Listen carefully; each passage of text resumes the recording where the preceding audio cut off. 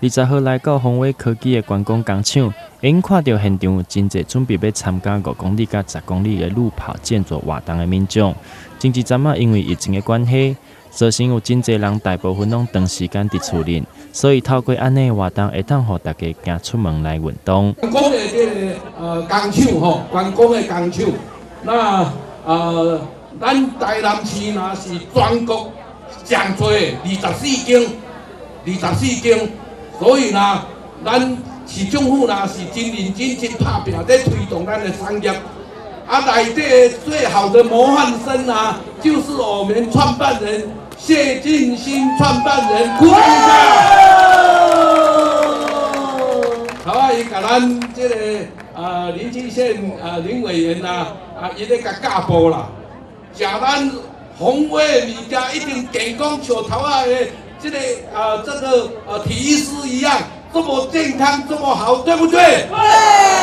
活动现场嘛，邀请到健身工厂的老师，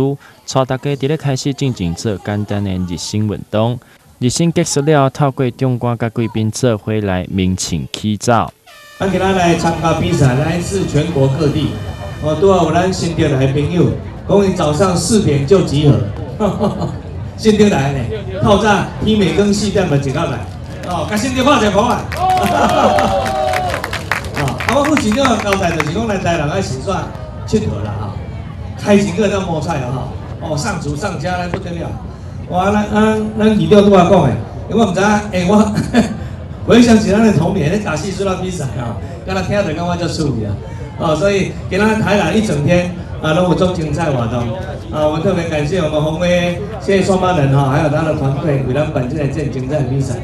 后疫情时代，宏伟科技透过举办安尼活动，互大家伫咧做好防疫措施的状况之下，鼓励大家爱加减出门来运动，互家己会当愈活愈健康。台南新闻刘品言采访报道。